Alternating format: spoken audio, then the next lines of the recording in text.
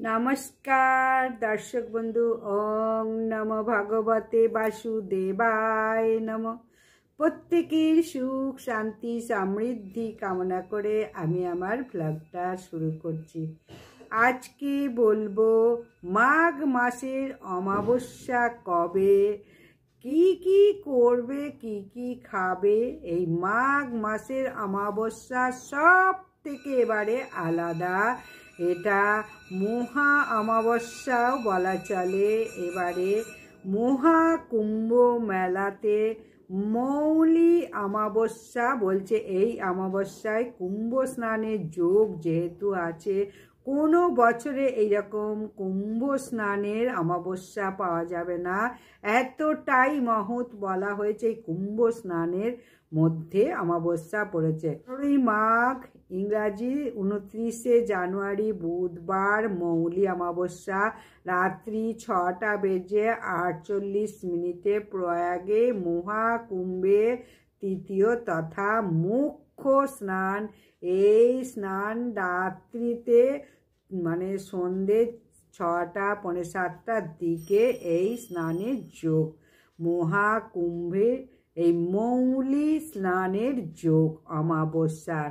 এই রাত্রিরে সকলে স্নান করতে পারো বা না পারো, অবশ্যই ব্রহ্ম মুহূর্তে উঠে অমাবস্যার স্নানটা করে নাও।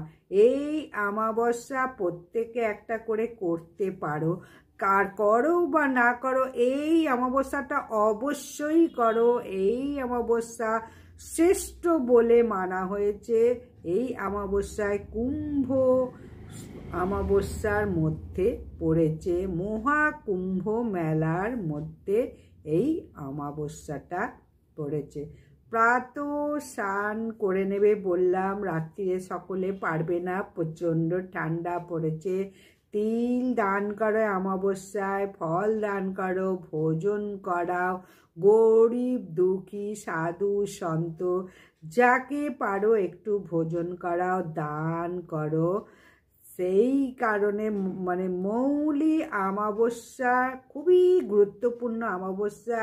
কেউ করো আর না করো, এই অমাবস্যাটা অবশ্যই করো। খুব সকাল বেলায় সূর্যদেব ওঠার আগে স্নানটা করে নিতে হবে। রাত্রিরে স্নানটা প্রত্যেকেই ভয় পাবে। মহাকুম্ভে স্নান কিন্তু পাওয়া যাবে ব্রহ্ম মুহূর্তে উঠে স্নানটা করলে। অমাবস্যা লাগবে 14ই মাঘ রাত্রি 7:30।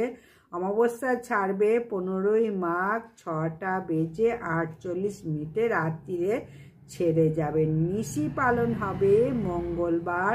অমাবস্যার উপবাস করবে 15ই মাঘ বুধবার।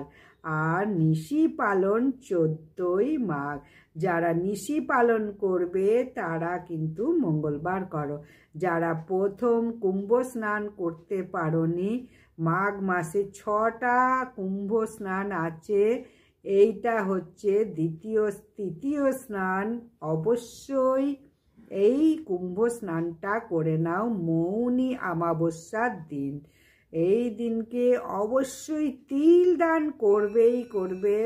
নদী গঙ্গা পুকুর যদি পাও অবশ্যই স্নান করো এবং একটা প্রদীপ জ্বালিয়ে দাও। সে ভাসিয়েও দিতে পারো, আবার গঙ্গার কিনারাতেও জ্বালিয়ে দিতে পারো।